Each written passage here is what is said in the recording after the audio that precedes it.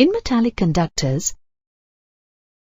the valence electrons are free to move about the metal without leaving the metal.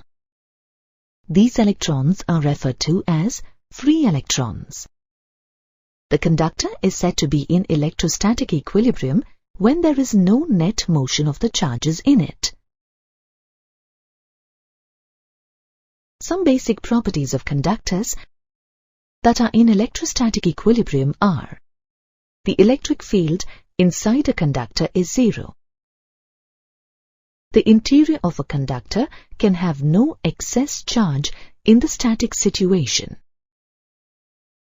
At the surface of a charged conductor, electric field is normal to the surface at every point. Magnitude of the electric field strength at the surface of a charged conductor is E equal to sigma by epsilon naught. Electrostatic potential is constant throughout the volume of the conductor and has the same value as inside on its surface.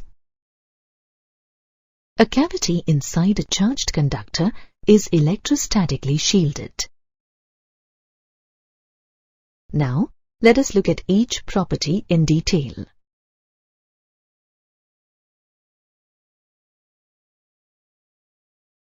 One, electric field inside a conductor is zero.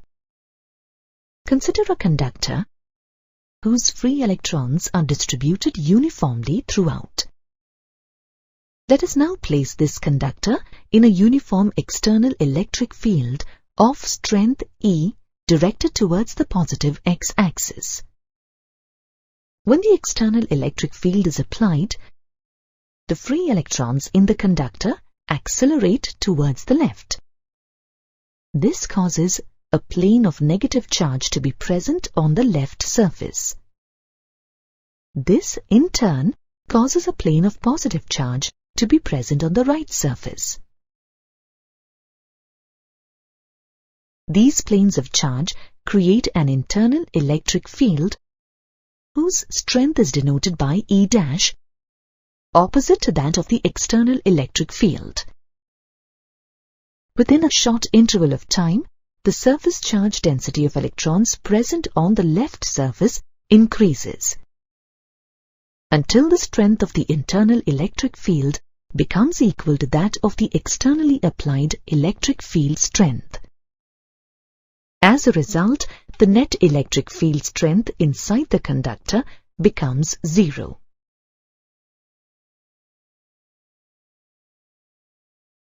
It proves that any net charge on the conductor must reside entirely on its surface. 3. At the surface of a charged conductor, in electrostatic equilibrium, the electrostatic field should be normal to the surface at every point. To prove this, for a conductor in electrostatic equilibrium, let us assume that the electric field E due to the charged conductor is not normal to the conductor but as directed. In that case, it will have a component parallel to the surface of the conductor.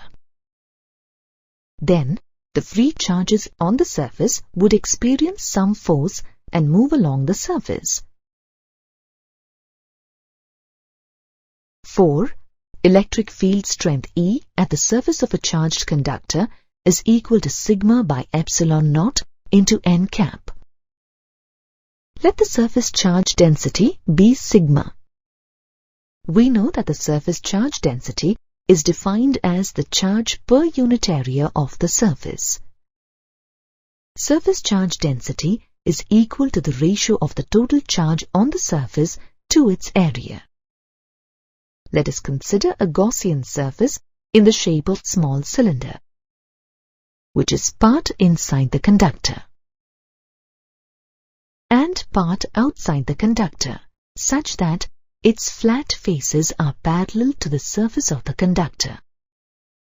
Since the electric field strength at any point just outside the conductor is normal to its surface at that point, we do not have any electric flux through the curved surfaces of the Gaussian surface chosen. We also know that electric field strength E is equal to 0 for any point inside the conductor. And hence, the electric flux through the Gaussian cylindrical part inside the conductor is 0. However, there is electric flux through the flat face of the Gaussian cylinder just outside the conductor, as the electric field strength E is perpendicular to the flat face. According to Gauss' law, the electric flux phi through this area will be equal to integral E dot dA. Here, integral E dot dA is equal to integral E dA cos theta equal to integral E dA, where cos theta is equal to 1 since the angle between the vectors E and dA is 0 in this case. Since E is constant through the flat face of the small Gaussian surface chosen, we have phi equal to E into integral dA, or phi equal to EA, since integral dA will be equal to A. Here, A is the area of the flat face of the cylinder. Let this be equation 1. But according to Gauss' law, we have phi equal to Q in by epsilon naught. Here, Q in is the charge enclosed by the Gaussian surface. Since the surface charge density of the surface of the conductor is sigma, we have Q in is equal to sigma A. Let this be equation 2. Substituting equation 2 in the equation for electric flux phi, we get phi equal to sigma A by epsilon naught.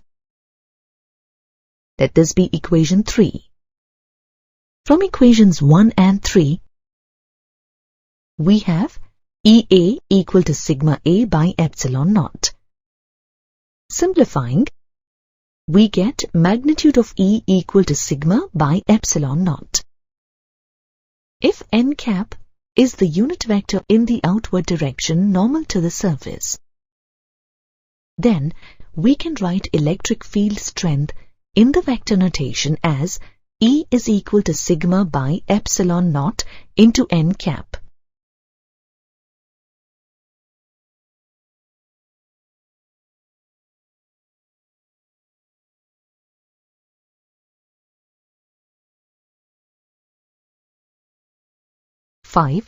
Electrostatic potential is constant throughout the volume of the conductor and has the same value as inside on its surface. Inside the conductor, the electric field strength E is equal to 0. We know that the electric field strength E is equal to minus dV by dr. If V is constant everywhere inside the conductor, then dV by dr will be 0, and hence E is equal to 0 inside the conductor. This proves that the electric potential V is constant everywhere inside the volume of the conductor and has the same value as that on the surface. 6. A cavity inside a charged conductor is electrostatically shielded. We know that the electric field strength inside a charged conductor is 0. Hence, irrespective of the charge and the electric field configuration outside the conductor, the electric field in the cavity inside the conductor is 0, and the cavity will remain shielded from the electric field. This is called electrostatic shielding. When a car is caught in a thunderstorm, it is advisable for the driver and passengers to stay inside the car, since the inside of the car will be similar to a cavity in a conductor, and hence it will shield from the high voltage electric field that may get produced by the thunderstorm. We know that conductors are characterized by a large number of free charge carriers which move between the atoms of the conductors and also within the volume of the conductors. Metallic conductors have a large number of free electrons. When a metal conductor is placed in an external uniform electric field of strength, say E, we know that charge distribution takes place in the conductor due to the movement of the free charges, and the electrostatic induction occurs in such a way that in equilibrium, the electric field strength E' inside the conductor due to the induced charges is equal and opposite to the external field of strength E. Hence, the net electric field inside the conductor is zero, and the conductor is said to be in electrostatic equilibrium. Unlike conductors, dielectrics like rubber are those materials in which there are either practically no free charge carriers or free charges. Dielectrics are electrically non-conducting materials. A dielectric material can be made of either polar molecules or non-polar molecules. Polar molecules are those in which there always exists a separation between the average positions of the negative and positive charges in the molecule, irrespective of whether it is in an external electric field or not. Such a molecule is called a permanent dipole and will possess a permanent dipole moment. Water molecule is one such example of a polar molecule. In a water molecule, the center of the negative charge is at the oxygen ion, since it is the negatively charged ion, and the center of the positive charge is at the midpoint of the line joining the two positively charged hydrogen ions. These average positions of the positive and negative charges act as point charges, and hence the polar molecule behaves as a permanent electric dipole. As such, we can say that all polar molecules like water, hydrogen chloride, etc. behave as permanent electric dipoles. Therefore, even in the absence of an external electric field, such molecules possess a permanent electric dipole moment.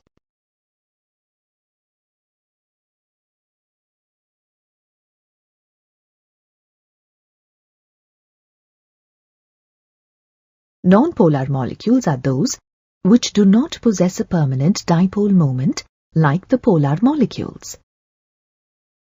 Hydrogen and carbon dioxide molecules are examples of such non-polar molecules. In such molecules, the average centers of the positive and negative charges coincide. Hence, they do not possess an electric dipole moment in the absence of external electric field. Now let us see what happens when a dielectric with non-polar molecules is placed in an external uniform electric field of strength E.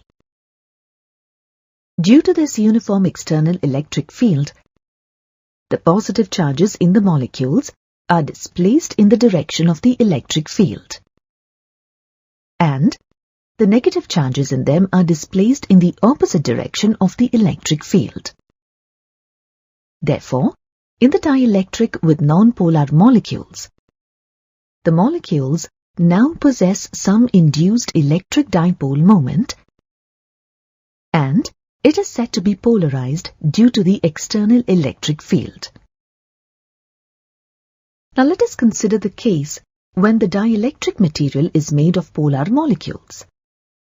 In the absence of the external electric field E, the polar molecules in the dielectric are such that their electric dipole moments are randomly oriented due to thermal agitation, and hence the total dipole moment is zero. Now when they are placed in the uniform electric field of strength E,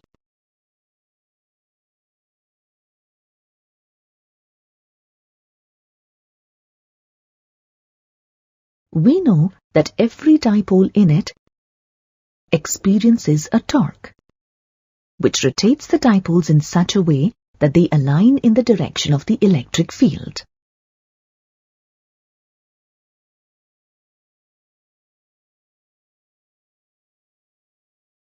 Thus, the dielectric material with the polar molecules is said to be polarized.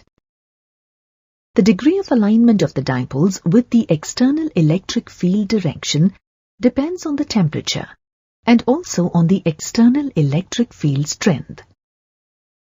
In general, the alignment increases with increasing electric field strength and also with decreasing temperature. Thus, we observe that the dielectric material is polarized irrespective of whether it is made of polar or non-polar molecules, and they develop a net electric dipole moment in the presence of an external electric field.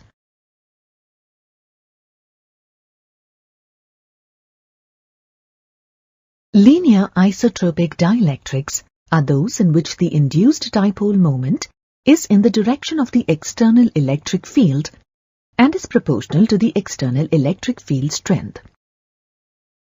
Now, when this linear isotropic dielectric is placed in a uniform electric field of strength E, it gets polarized.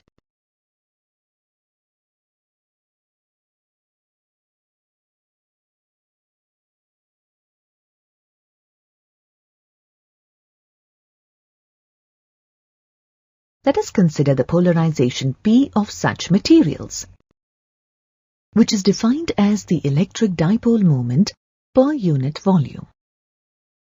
For linear isotropic dielectric materials in a uniform external electric field, the polarization P is equal to psi E into E, where psi E is the electric susceptibility of the material.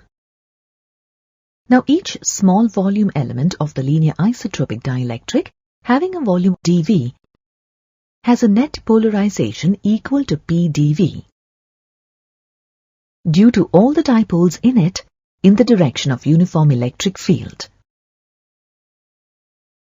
Here, it is important to note that the net charge in each volume element will be zero.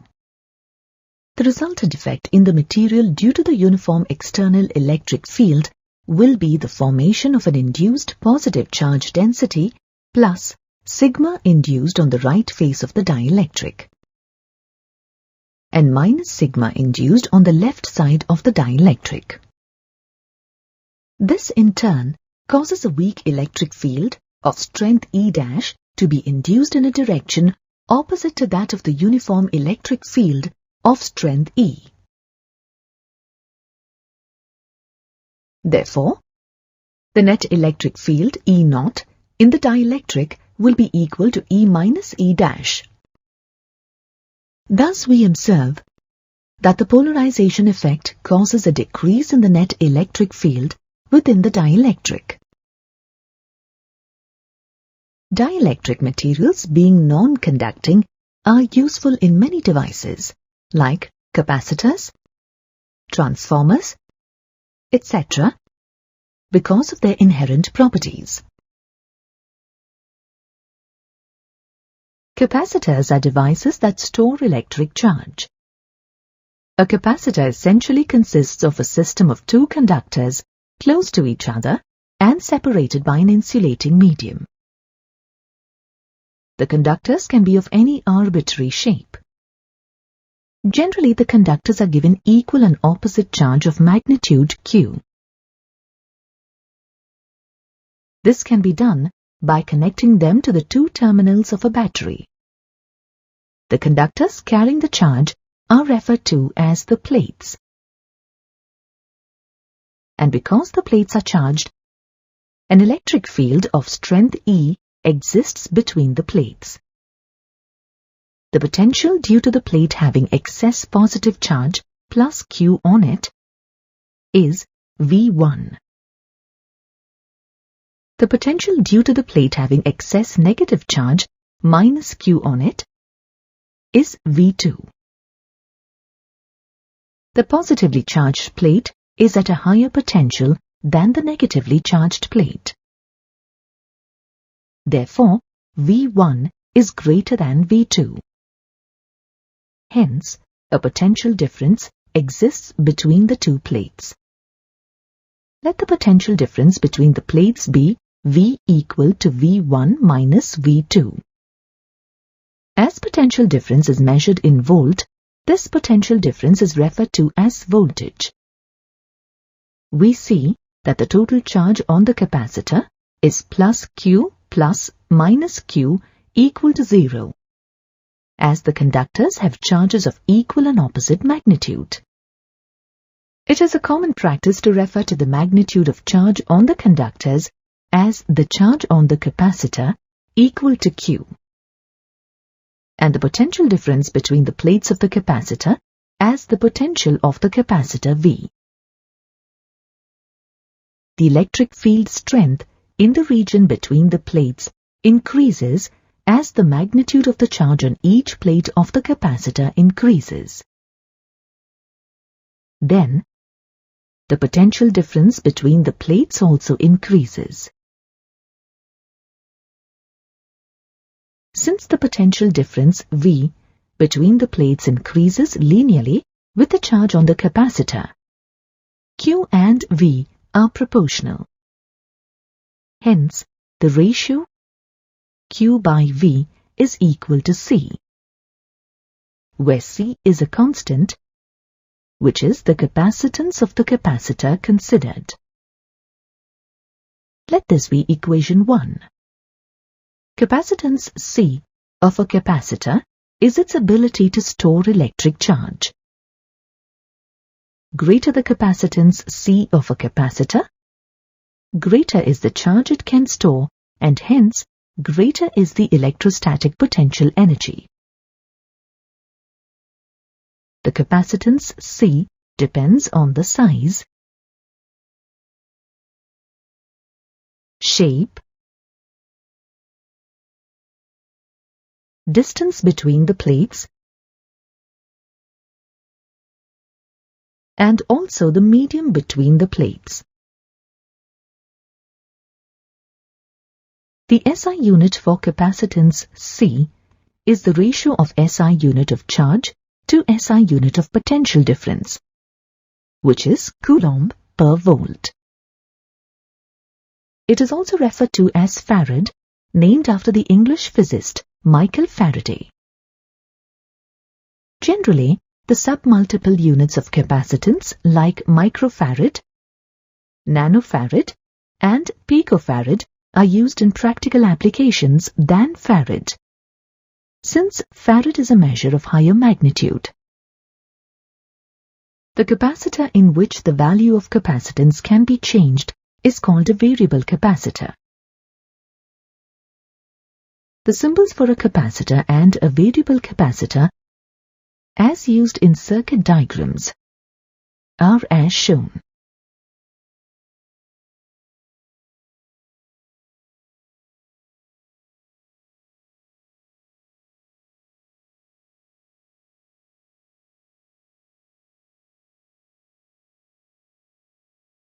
It is important to note that a single plate can also act as a capacitor, assuming that the other is at infinity.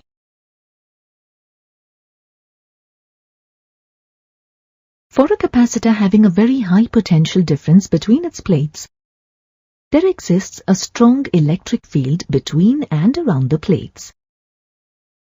This strong electric field can ionize the surrounding air.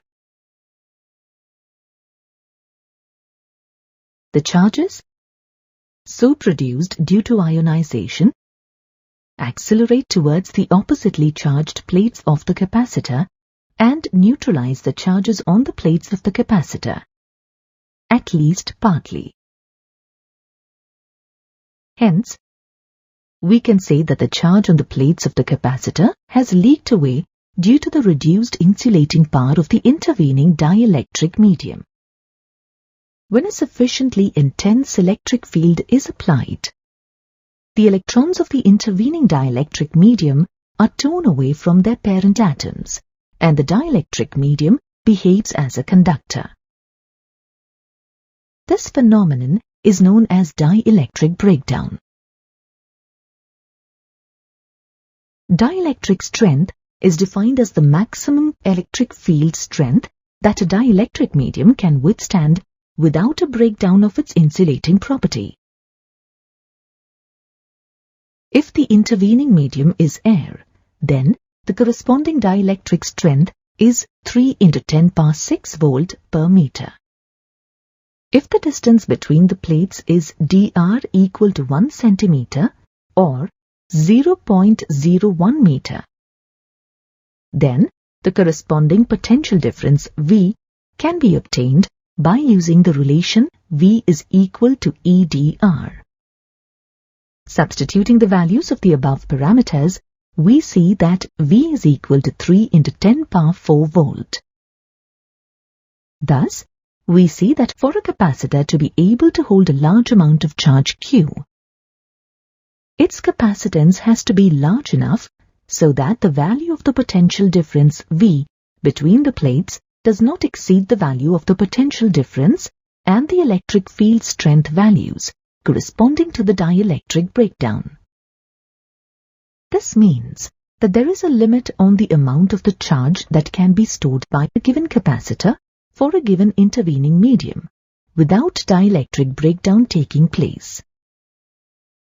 We also see that from the equation 1 that when the capacitance C is quite large, it can hold large charge Q at a relative low potential V. Since C and V are inversely proportional. The capacitors are used not only for storing charge, but in other applications as well. Some of their other uses are to tune the frequency of radio receivers, used as filters in power supplies. We have learnt earlier that a capacitor is an electric circuit element that is used to store charge temporarily. It, in general, consists of two metallic plates, separated and insulated from each other by a dielectric medium. Capacitors having different values of capacitances are used in power supplies, amplifiers, electric fans, motors, etc.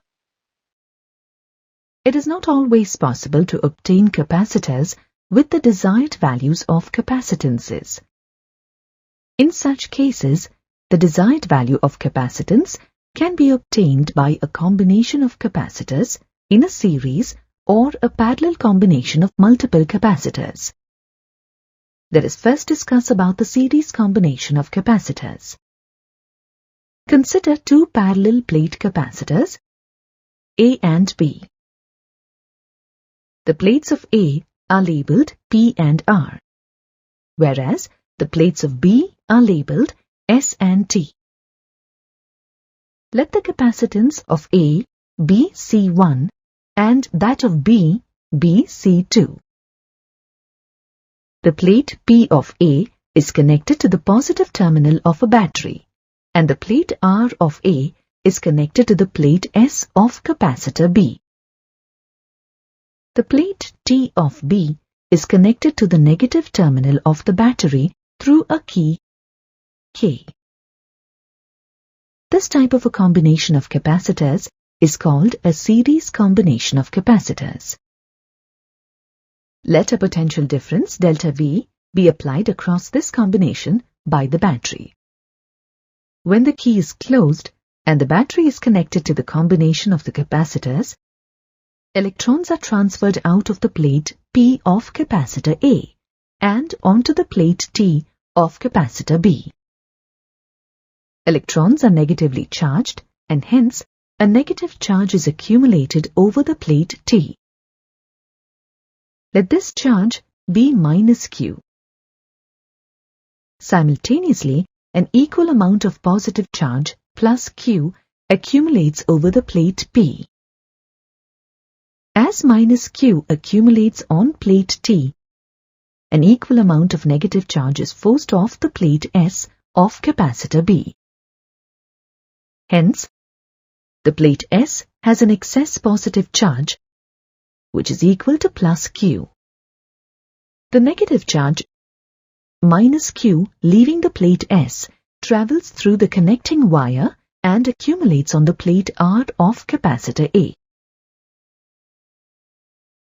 Hence, the magnitude of charge accumulated on the plates of the capacitors connected in series is same. Let the potential difference across the capacitors A and B be delta V1 and delta V2 respectively. The relation between the capacitance of a capacitor C, the charge Q accumulated on it, and the potential difference across its plates delta V is given by Q is equal to C delta V.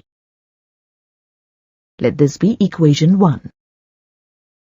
Following the same expression, we get Q is equal to C1 delta V1 for capacitor A and Q is equal to C2 delta V2 for capacitor B. Simplifying the two expressions, we get delta V1 is equal to Q by C1 and delta V2 is equal to Q by C2. Let these be equations 2 and 3 respectively. In general, the total potential difference across any number of capacitors connected in series is the sum of the potential differences across the individual capacitors. Hence, the total potential difference offered by the battery, delta V, is equal to delta V1 plus delta V2. Let this be equation 4.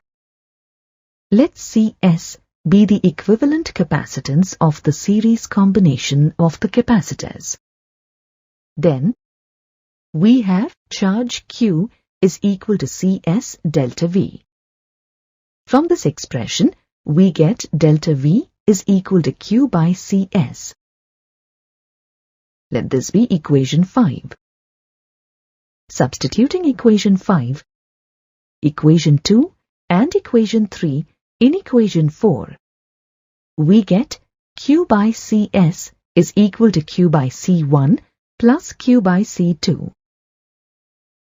On simplifying the expression, we get 1 by Cs is equal to 1 by C1 plus 1 by C2. Let this be equation 6. The equation 6 gives the relation between the equivalent capacitance for the combination of two capacitors connected in series and their individual capacitances. The equation can be extended for any number of capacitors with different capacitance values connected in series.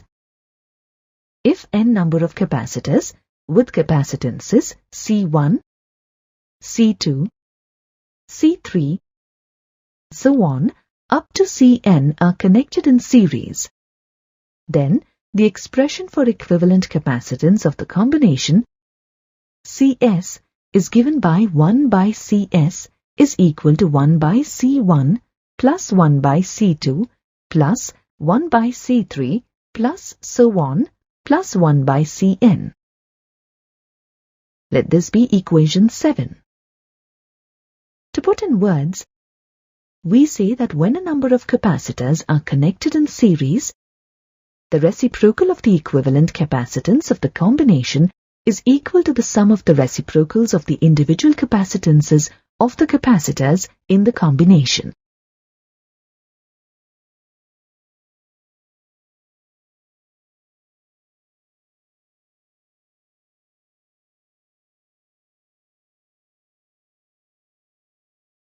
Let us now discuss about capacitors connected in a parallel combination.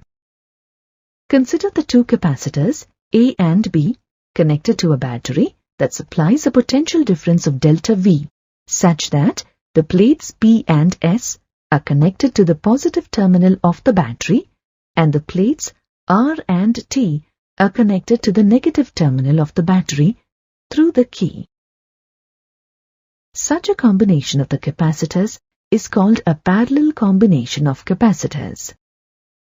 When the key is closed, electrons are transferred through the wires and reach the plates. This transfer leaves the plates P and S positively charged and the plates R and T negatively charged. The energy required for this transfer is taken from the battery. The chemical energy stored in the battery is converted to the electrostatic potential energy associated with the separation of charge across the capacitors.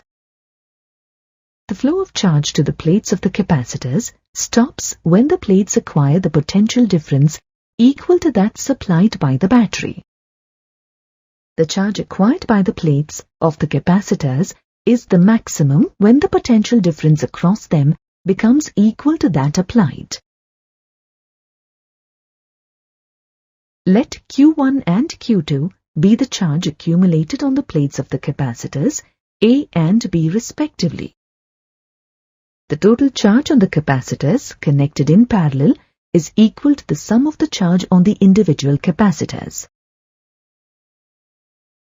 Hence, the total charge Q on both the capacitors A and B is equal to Q1 plus Q2. Let this be equation 8. As P and S are connected to the positive terminal of the battery, the potential at the plates is equal to the potential at the positive terminal of the battery.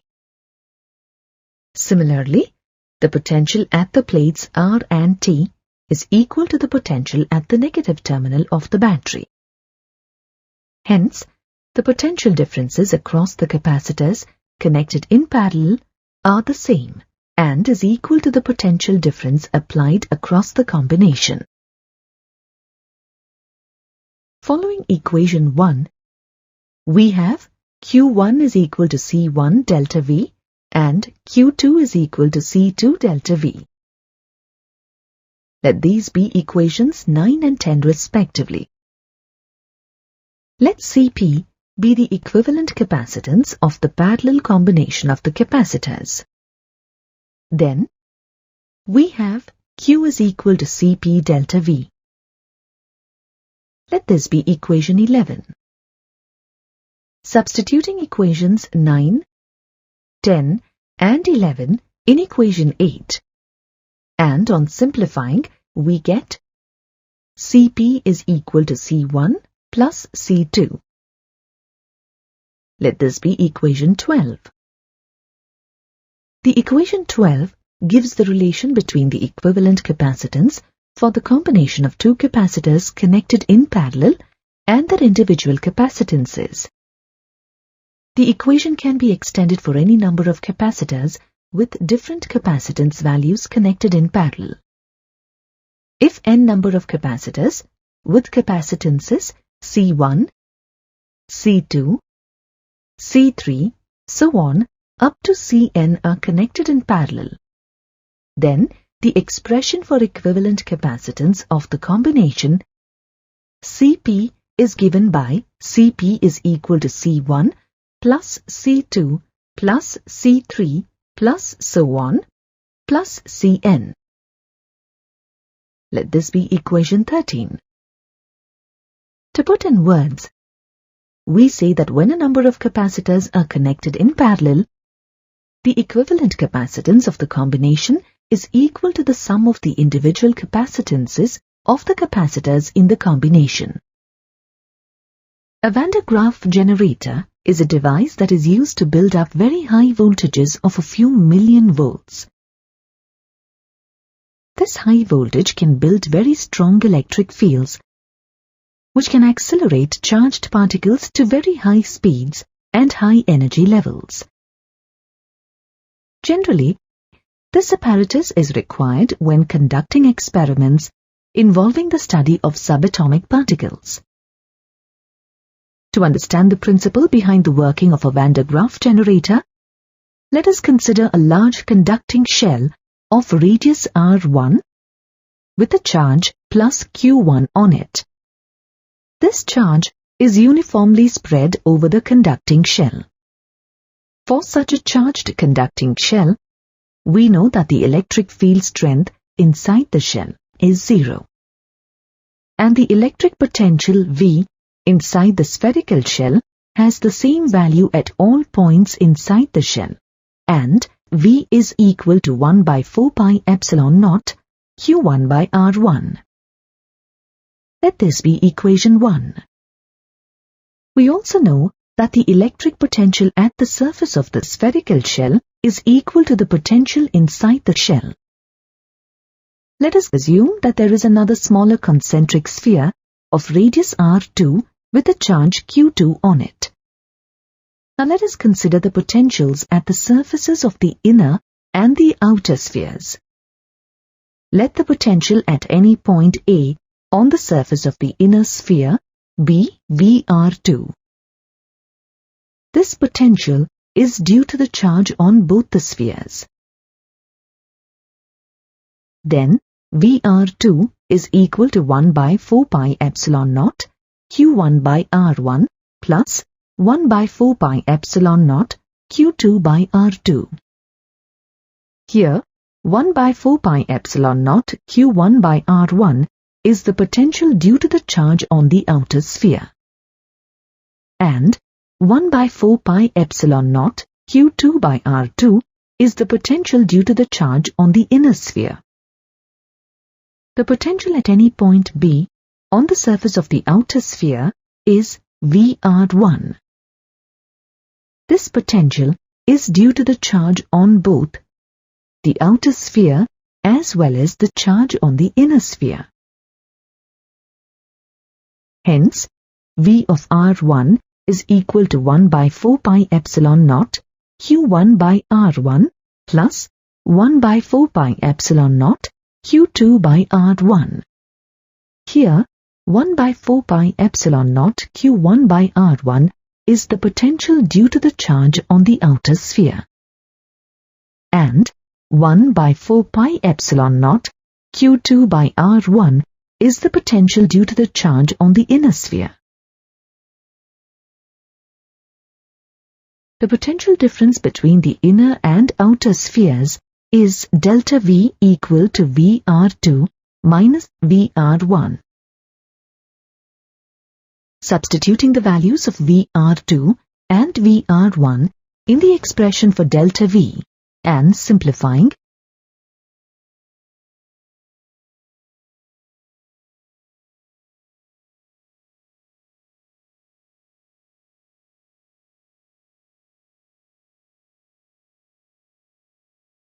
we get delta V is equal to 1 by 4 pi epsilon naught Q2 into 1 by R2 minus 1 by R1. We see that the potential difference delta V depends on value of Q2. Since Q2 is positive, the value of delta V is also positive. This clearly implies that the potential at the inner sphere is greater than the potential at the outer sphere. From the expression for delta V, we also see that the potential difference between the inner and outer spheres is independent of the charge Q1 given to the outer sphere. If we now connect the inner sphere to the outer sphere, charge flows from the inner sphere to the outer sphere, since the inner sphere is at a greater potential as compared to the outer sphere. Therefore, we can keep on adding charge to the outer sphere by supplying charge to the inner sphere as it flows from the inner sphere to the outer sphere.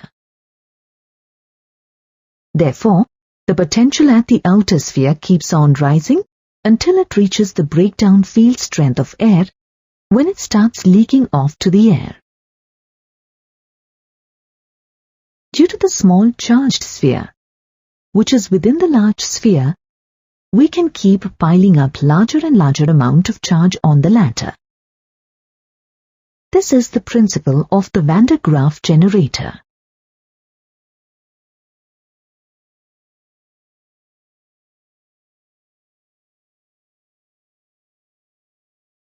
The schematic diagram of the Van der Graaf generator is as shown. It consists of a hollow metallic conductor A, which is mounted on an insulating column. A pulley B is mounted at the center of the sphere A. Another pulley C is mounted near the base of the conductor. And C can be continuously driven by an electric motor or by hand in case of the device being used for demonstration. A belt of insulating material such as silk or rubber passes over the pulleys. As the pulleys move continuously, the belt also moves continuously.